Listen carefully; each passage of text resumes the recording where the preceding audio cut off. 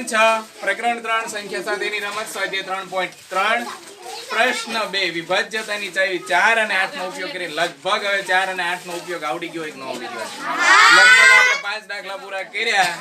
અને વિભાજ્યતાની ચાવીનો ઉપયોગ કરવા માટે 2 દાખલા મેં તમને ઘરે ગણવા આપેલા આવડ્યા કે નહીં આવડ્યા એ જ નિયમનો ઉપયોગ કરી અને આપણે દાખલો F ગણવાનો છે જો કે આપેલા દાખલામાં એક દાખલો બહુ સરળ હતો ખાસ તમારે યાદ રાખવાનું કે જ્યારે છેલ્લે 2 0 હોય તો એને 4 વડે નિશેષ કમ્પલસરી ભાગી શકાય અને જો છેલ્લે 3 0 હોય તો એને 8 વડે નિશેષ ભાગી શકાય એ નિયમ કેમ છે કેમ કે કોઈ પણ સંખ્યાનો ભાગાકાર તમે 0 સાથે કરો જવાબ શું મળવાનો છે 0 એટલે એ ભાગી જ શકાય એટલે એમાં કે લાંબી પદ્ધતિ કરવા બેસવું પડે અને આપણે વિભાજ્યતાની ચાવીનો ઉપયોગ શું લેવા કરીએ છીએ કે જેથી કરીને આપણે ભાગાકાર કરવા બેસવું ના પડે ટૂંકમાં ભાગાકાર પતી જાય બરાબર 2 ની ચાવી 3 ની ચાવી આ બધી ચાવીનો ઉપયોગ આપણે શું લેવા કરીએ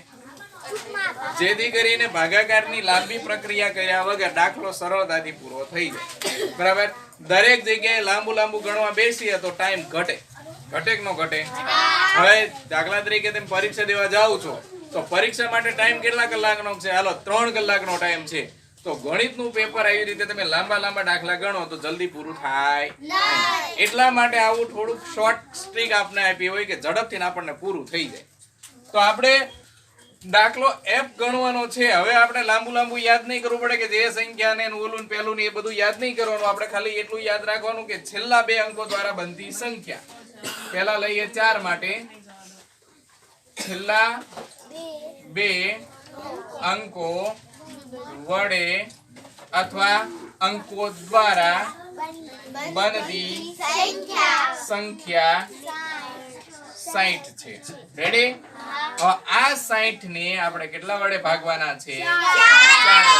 60 ને 4 વડે ભાગીએ આમ તો લગભગ તમને ભાગાકાર બહુ સરળતાથી આવડે કેમ કે હોશિયાર છોકરા બધા કે નહીં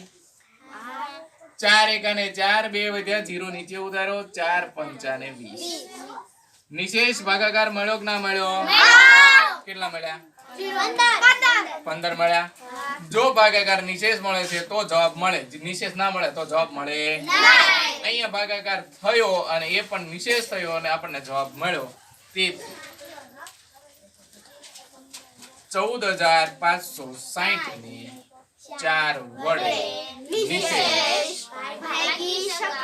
ભાગી શકાય છે રેડી ત્યાર પછી હવે લઈએ 8 ની ચાવી